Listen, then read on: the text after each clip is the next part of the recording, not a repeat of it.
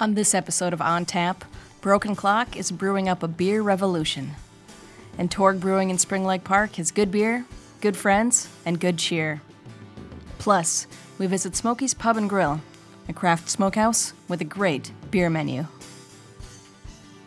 Welcome to another episode of On Tap. I'm Rusty Ray. And I'm Danika Peterson, and we're here at Smokey's Pub and Grill in East Bethel. It's right here on Coon Lake in northern Anoka County, and right in the middle of all the action where folks are out enjoying the largest lake in Anoka County. A lot of opportunities to have fun. You can come here and get some great food. Yeah, we're starting out with some smoked pork egg rolls, some sides, and a flight of beer, and I have Bell's Hop Slam. And I've got the Kona Brown, delicious. Well, I'm excited to learn more about Smokey's as we spend our day here, but first we're going to look at Broken Clock Brewing Cooperative in Minneapolis.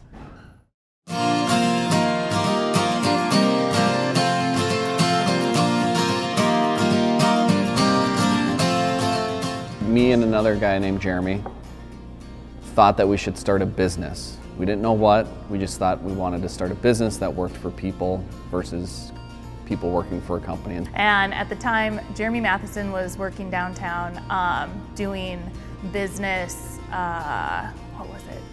business consulting.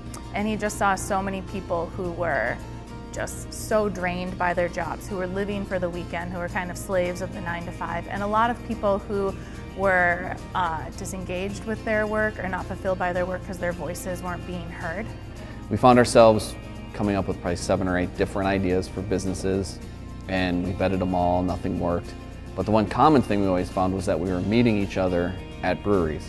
And so one day we're just like, why don't we just start a brewery? He decided he wanted to create a place that did business differently, where everyone got to be equal, no matter how much money you brought to the table, no matter your social status, no matter your gender, everyone gets to be equal.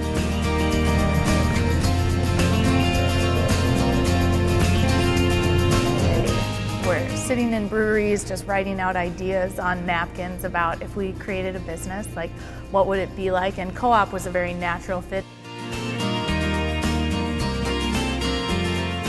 Broken Clock is a 308A cooperative, so we are completely owned by our members, and they are all equal owners of the co-op, and they get to vote on who is on the board, so they get to choose who gets to govern Broken Clock Brewing Cooperative. And then it's really, they can get as involved as they want when it comes to the co-op. Like, some people just want their free beer every week and then they want to dip, and that's totally fine. Some people want to be here all the time. Our members help us do tastings in the community to help get the word out about Broken Clock. Those are our beer ambassadors. We have a kickball team that our members can join. Members can help us crowler and can the beers. They can help brew. They can help us at beer festivals. So there's a lot of volunteer opportunities within the co-op.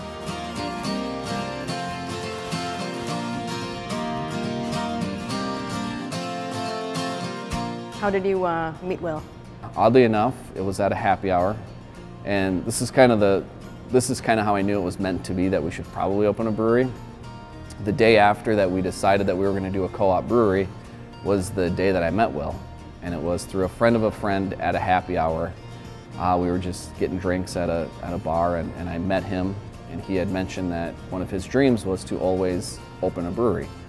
And so Jeremy kind of came and pitched the idea to me, and he's like, hey, do you want to brew for this, what would later be kind of like our inaugural pitch to the community about Broken Clock.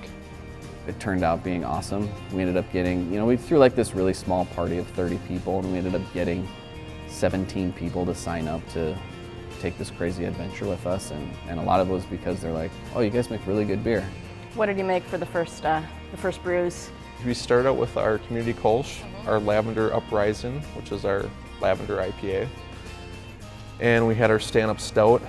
Those are most notably kind of our flagships. And we brought on other beers as extensions of that. We have our two brew, which is our coffee-infused community Kolsch, essentially. Our beer is such a reflection of our people. We've had so many members come to Will and be like, hey, have you ever thought about putting a cold pressed coffee into your Kolsch? Because your Kolsch is awesome, and that's how our 2 Brew was born. We've had Some of our home brewer members created our New England IPA, which was one of our best-selling beers this summer. We've done a lot of seasonal type of stuff with like a red ale, a cream ale, so just kind of going all over the place and seeing what's a hit and what sells, and just kind of fine-tuning and developing the recipes that are becoming part of our portfolio. I would have to say my all-time favorite Broken Clock beer is probably our barrel-aged Russian Imperial Stout from last year. But you know, everything that we come out with just seems to just be really, really solid, just great beers. My favorite beer here has changed. Broken Clock has changed my beer drinking. When I joined the co-op, I was super into darks and almost like exclusively dark beer, even year-round. And Broken Clock definitely has made me an IPA drinker. And currently, my favorite beer is probably Minuteman. It's a New England IPA infused with blood oranges, and drink that year-round. It's so good. Well, the one I have right now is the Minuteman. That's been kind of my go-to lately. This past year, we did just over 600 barrels of beer, which is pretty impressive considering our boil kettle and mash tun are only 5 barrels, and so we have to work double. We have to work twice as hard to fill a 10-barrel fermenter each day, because our fermenters are 10 barrels. We have 3 of them, so you can imagine we brew pretty much 2, sometimes 3 times a week, but usually 2 times a week to fill those things and pump out about 600 barrels a year. We also have cold pressed coffee on tap. We pride ourselves on having non-alcoholic options, both for people who don't consume alcohol and also for people who aren't old enough to consume alcohol. We take a lot of pride in being kid-friendly. We have a dedicated kid space. That was something that our members really wanted in our tap room.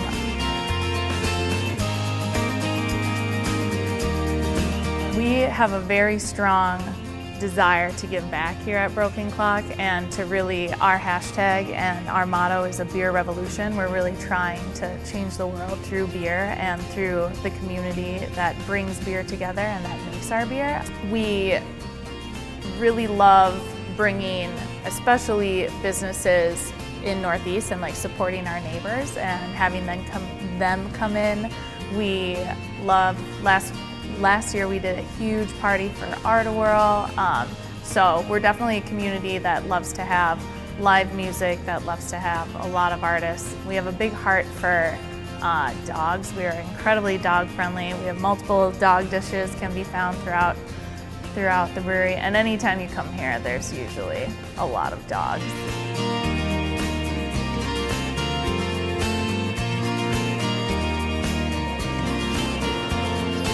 You know, I knew that we were actually doing something great the day I came here and didn't recognize a member.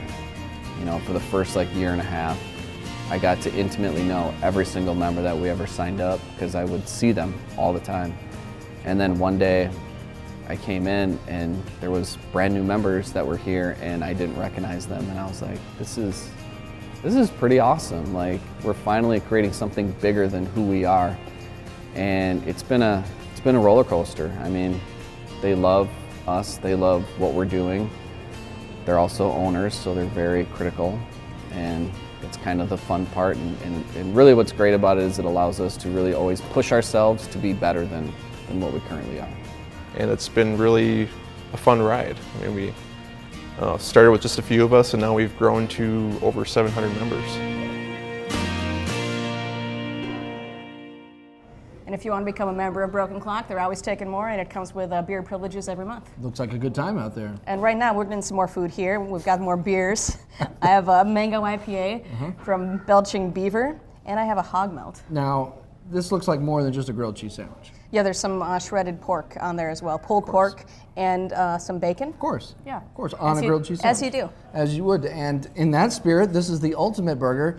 It is a 3rd-pound burger, I believe he said, with some pulled pork, some shredded pulled pork on it. And if you notice, right under here, between the bacon and the burger and the pulled pork is a mini slab of ribs. You got a lot happening there. A lot going on. Sweet potato fries, though, because, you know, listen, we're watching what we eat here. Yeah, let's get some healthy carbs. Let's get some healthy carbs in here. So great food here at Smokey's. Yes. Next, we're going to go over to Torg Brewery. Yeah, what we hear there in Spring Lake Park is it's like having a British pub right in your backyard.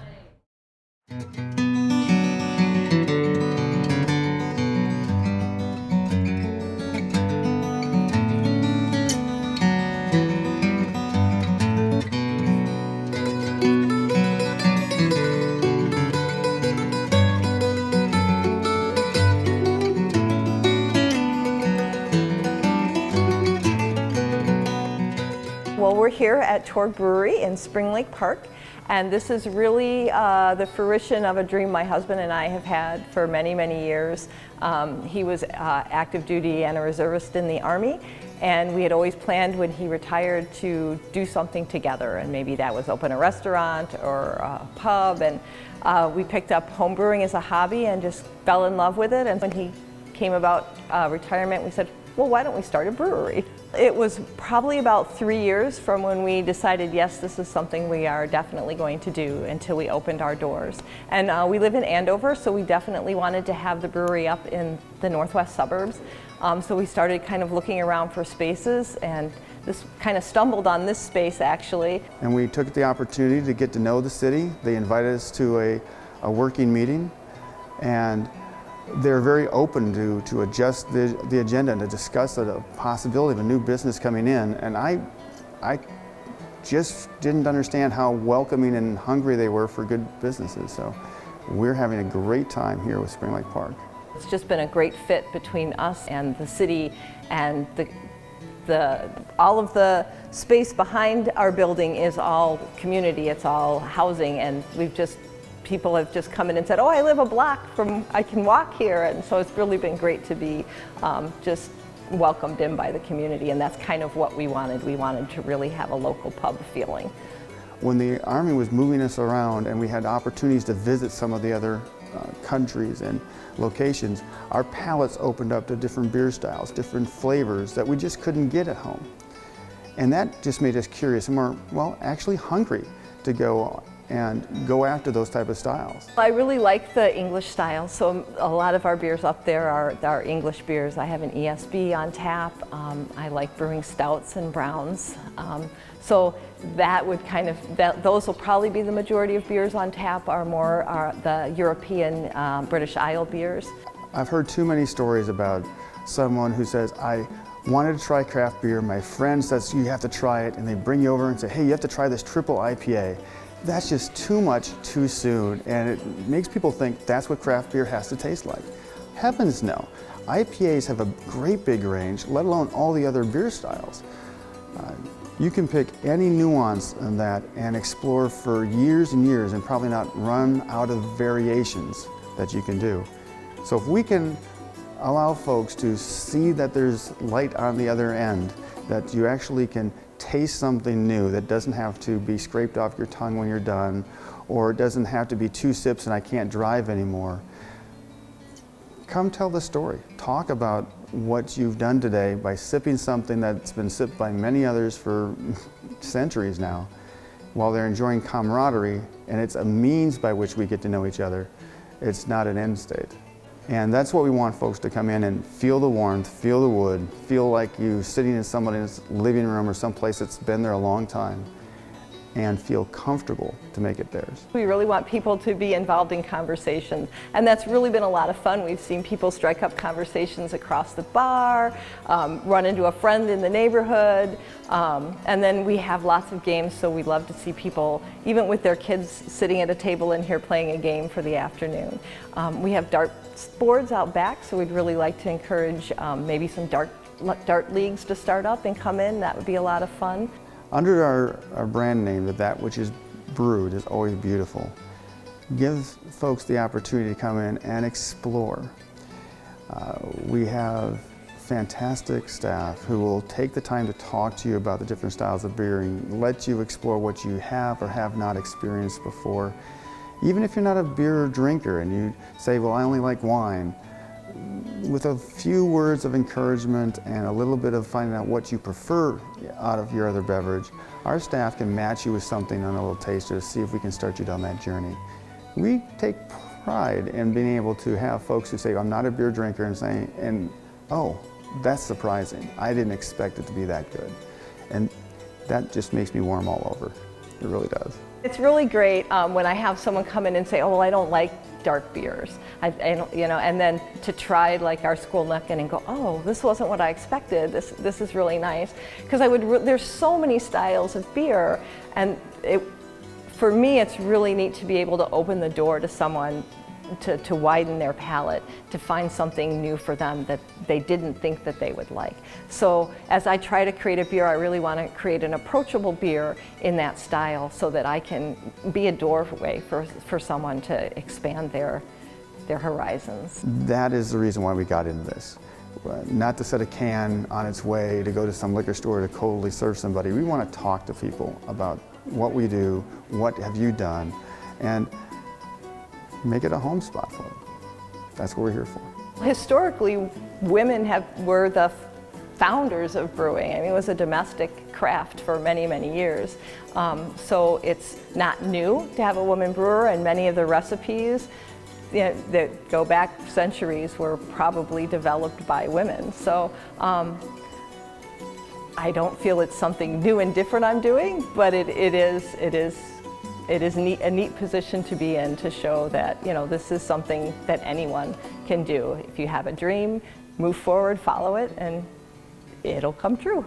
I just would really like to invite people to come in and give us a try and share a story with us, and we'll share a story with you. That's kind of the fun, I think, the fun thing behind a beer. I think sitting down with a pint and a friend really encourages you to share stories and make a connection, and that's what we would like to do. I believe that every brewery has something to offer. Even though we might have the same craft beer label, every single brewery has a little twist on it. And that allows the adventure of trying other breweries and doing 2 or 3 in a weekend. So for those who haven't gone out and explored that yet, it's a whole new doorway of entertainment and a whole new doorway of seeing what's available. I challenge you to take a sip, take a try.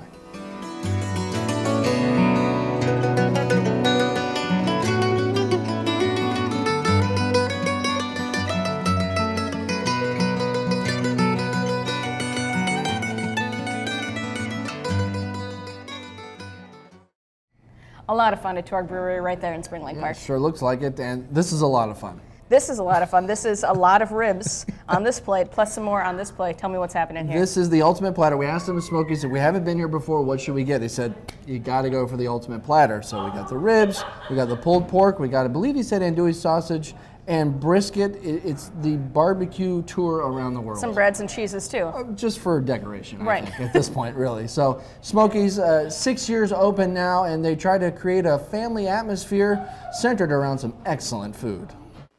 Chris Leibel can't escape the alluring smell of oak and applewood smoke. We like to do it old school. The Georgia-made smoker out back of Smokey's Pub and Grill in East Bethel holds the holy trinity of smoked meats. Well, I'll show you what we've got in here right now. Oh yeah. Let me open this up. Right on top here, we've got this loaded with pork shoulders. That's where we make our pulled pork. It's gonna come right off there. It's probably gonna fall right apart. Oh yeah, yeah. It'll go. We'll pull it off here, put it in some pans, cover it, let it sit for about an hour before we pull it. And this is, how long are we cooking this? Pork shoulders about 10 hours. Okay. On the bottom, we've got briskets. Those go a little longer than the pork shoulders. Those will go about 12 hours. Is this something where you feel like you guys are always learning something? You maybe want to try something new, or pick up something, you get an idea from somewhere else, say, oh, maybe we could do that, or we could do this better or differently? Yeah, we always like to play and try to come up with fun things and get better, fun specials, things like that. We get a lot of ideas by going down south and making road trips and seeing what's happening there. Research, yep, a little recon. So now down here is your wheelhouse, right? This is what you said started. Yes, the ribs. Oh, yeah. Oh, man. So again, I do have brisket up top there, but these bottom racks. And this is only dry rub, you said? It's only dry rub. Holy cow. We do a little bit of apple cider water. We spray them, a little bit of mustard on the ribs. Okay. And then we call it magic barbecue dust in-house here, so that goes on. Just goes right on there, but really what's already in the meat with all the stuff working together to make it real special. Absolutely. It's doing its job. And we use Minnesota oak, apple, and sugar maple. Okay, and this is quite a cooker, and you said the cooker was made down south. Down in Georgia. Down in Haddock, Georgia by Lonnie Smith, who owns Bubba Grills. Great, good stuff. The smells. No, my wife will argue that. She gets sick of the smells when I get home, but the smells, I mean, It just makes me happy, puts me in my happy place. That's what it's all about. It is. And if it doesn't make you happy, I mean, if food can't make you happy, or preparing food for other people at least make you happy, something's wrong. Right. Yeah. Right. No, it's fun to be able to share this with our customers. Chris learned to love smoked meat at an early age when the family would gather around a pig roast. It was this thing, everybody gathered, everyone was together. There was that anticipation that you're going to eat this great meal once the food was finished, and you're there all day. And then the reward was when the pig was done, you got to eat and everybody ate together. It was like a community. Now Chris and his two partners are 6 years into Smokey's as a gathering place for the North Metro community. Among other things, they come for the ribs he started making when he was a boy. Our ribs identify heavily on Memphis, Tennessee. We do a true dry rub smoked rib. You'll find that down in Memphis. A lot of Minnesota places will apply sauce, and have different techniques than us, but we think it's all about the meat. We do make 6 barbecue sauces in-house that we serve on the side, so you can, by all means, complement the ribs with those. Those sauces play out like a barbecue lover's road trip down south, out west, or right here in Minnesota with a homespun marvel. We have our Smokey sauce, which is kind of our signature now. So we take whole garlic, cloves, onions, we smoke them out on our pit. We bring them in, we puree those vegetables, and we cook them down in bourbon, and then we build the body of the sauce around that. It goes nicely on all of Smokey's meats, including brisket, pulled pork, and andouille sausage. The kitchen builds masterpieces like pulled pork egg rolls, which uniquely combine flavors, or the ultimate burger piled high with pork, ribs, and bacon, or the hog melt, a grilled cheese sandwich stuffed with pork and bacon. It all washes down nicely. Nothing complements our food better than craft beer. And I think we're really fortunate in Minnesota to have the beer community that we have. And we try to focus on that. Smokey's didn't have to look far to create a special anniversary brew last year. Chris tapped his friends at Blaine's Invictus Brewery to help out in a very special way. They brought out a lot of the barley here, and we smoked that out on our pit. Brought that back to the brewery, and I got to brew the beer with them. Cool. Yeah, that was a lot of fun. It's that spirit of community that he says keeps customers coming in from all around. We, obviously draw a lot of regular customers from Forest Lake, Blaine, Ham Lake, Wyoming, East Bethel. We're kind of where everything meets in the middle, right off of Coon Lake. But we also have regular customers that might come 1 or 2 times a month that live in Minneapolis. I know we have one group that comes up from Chanhassen once a month. Lured in by the smoke that comes from one of the only permanent outdoor smokers in the state.